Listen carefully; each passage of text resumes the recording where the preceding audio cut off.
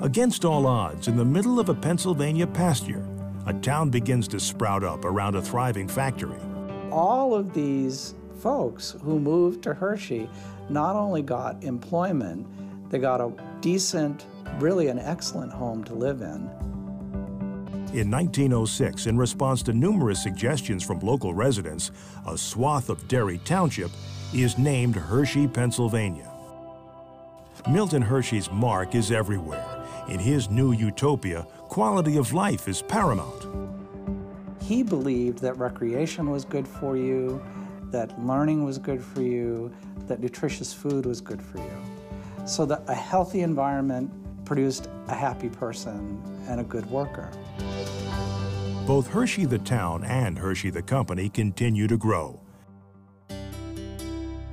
But even in the face of this expansion, Hershey never loses sight of its core mission, to produce the very best chocolate anywhere.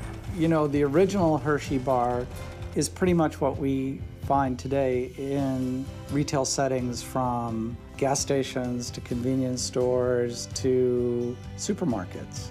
It's that familiar rectangle with the brown paper and the silvery white letters on it.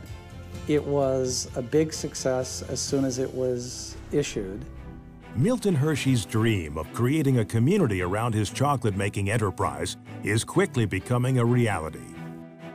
Companies are created to provide water, electric, sewage, and telephone services to city residents. While the town of Hershey is getting bigger, the Hershey chocolates are getting smaller. In the summer of 1907, Hershey releases its follow-up to the chocolate bar. The Hershey Kiss is a bite-sized taste of pure sweetness that is rumored to have been named for the seductive sound made when it is kissed onto the assembly line. It was the perfect size, the perfect shape, the perfect wrapper. It was a hit right out of the box. But ever the philanthropist, Milton pours this money back into the town. Milton opened Hershey Park.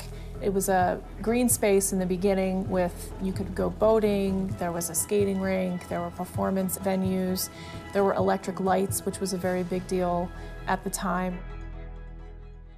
Unable to have children of their own, Milton and Kitty Hershey found the Milton Hershey Industrial School. The school houses and educates underprivileged young boys from the surrounding area.